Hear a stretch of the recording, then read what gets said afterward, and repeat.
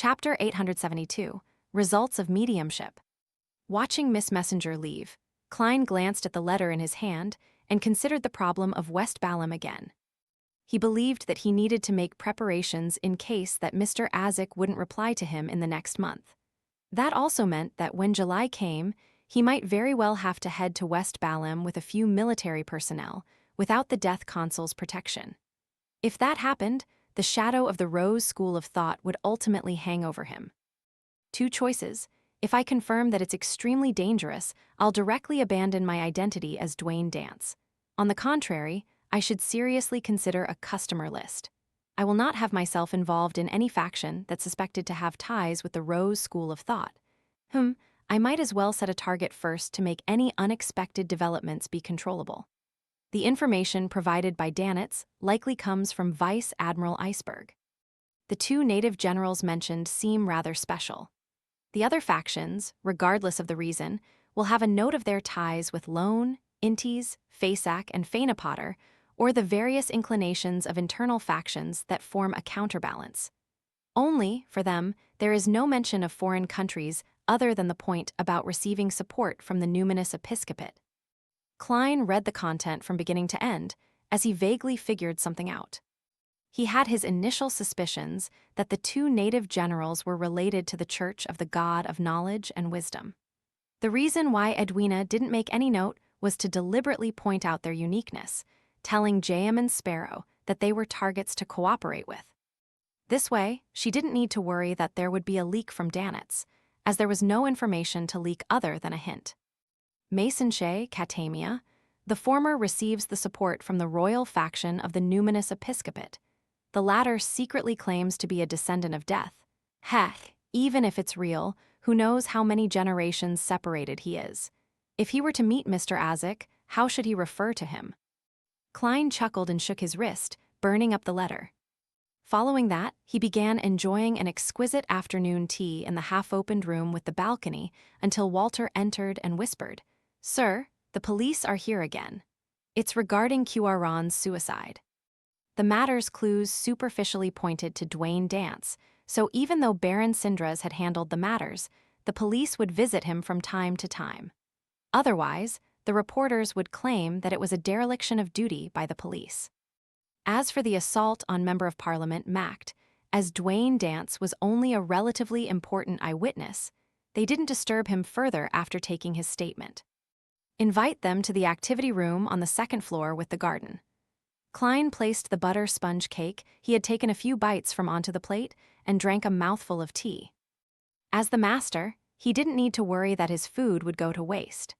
This was because the leftovers would be given to the servants. If he were to eat them clean all the time, or request them to prepare the perfect proportions, then his reputation as a stingy master would spread across the servants on the street before reaching the ears of the ladies and gentlemen.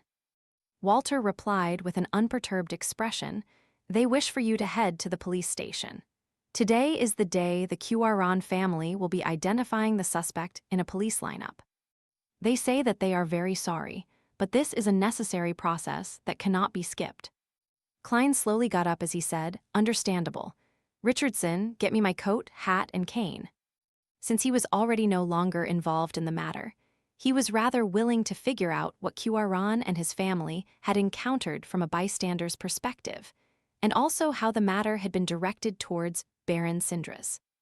Inside a spacious room in the police station at Northborough, Klein stood behind a glass wall and saw Q.R.Ron's family. It was an elderly man and woman, a woman in her late 30s, a teenager who was around the age of 15, and a girl who wasn't older than 10. Their gaze swept the suspects behind the glass wall before landing on Dwayne Dance at the same moment. It's him, the teenager yelled as his eyes turned red. He clenched his hands into a fist in an attempt to rush towards the glass wall. "It's him, officer. It's him." The lady in her late 30s suddenly wept as she looked at Dwayne Dance with eyes filled with hatred and animosity. The little girl, who was holding her hand, wailed, "Daddy, return Daddy to me." The two elders were wiping their tears. One of them was trying hard to keep calm, while the other was nearly fainting from her sobbing. The sorrowful mood instantly spread out. However, Klein had never even met them before today. Implanted memories. He frowned slightly.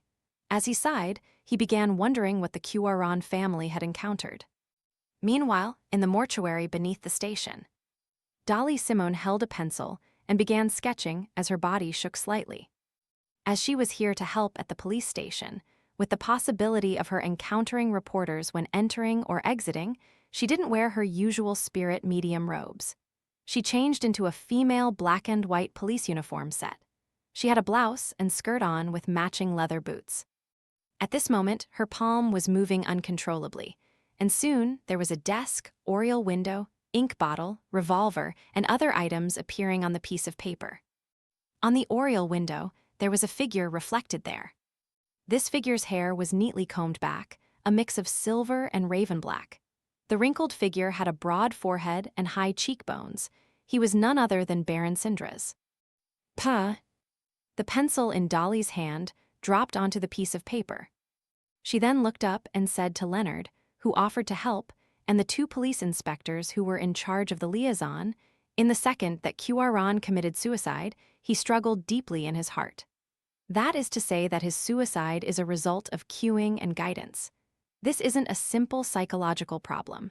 It must have involved beyonder powers at a rather high level. And this contradictory struggle resulted in his emotions breaking down, suffering an explosion from his spirituality. Before his death, he would restore the truth to a certain degree. This is the scene that's fixed in his eyes. The high-ranking inspector beside her furrowed his brows.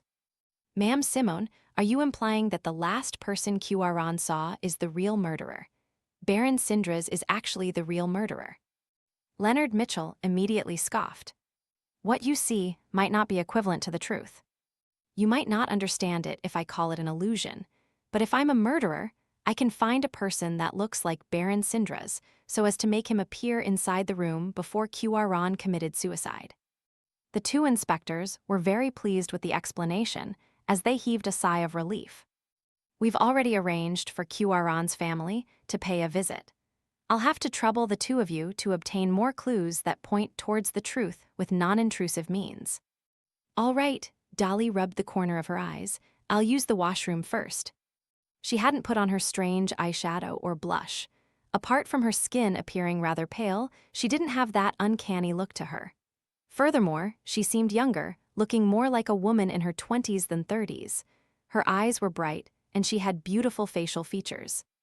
Believing that they were in for plenty of work, Leonard Mitchell also left the mortuary and walked towards the washroom above them. Just as they finished climbing the staircase and turned a bend, they suddenly saw a gentleman with white sideburns appear on the other end of the corridor. He was walking out of the police station with his valet. This gentleman was mature and elegant, with eyes that were like a lake under the moon. He was none other than Dwayne Dance. Dolly Simone's mind went adrift for a moment as she turned her head in thought. She looked at Leonard Mitchell and discovered this black-haired, green-eyed poet was looking at Dwayne Dance. Why did you suddenly file for permission to help me? That member of the numinous episcopate will soon be found. You have no lack of tasks to do.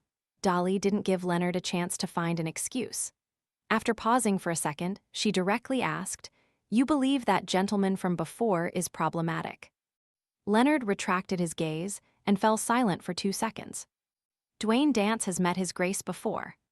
He deliberately didn't provide any sort of confirmation or denial, as though the question she had should be posed to St. Anthony. In between the lines, he was saying that His Grace didn't mention if there was any problem with Dwayne Dance. Whether it was a lack of any detection or simply because he didn't say, that was up in the air. Dolly nodded gently as she turned her gaze towards the washroom. On Wednesday morning, Audrey Hall, who had received an invitation, rode on a carriage to arrive at the St. Samuel Cathedral on Phelps Street. The Lone Charity Bursary Foundation, which was about to be established, was situated on 22 Phelps Street.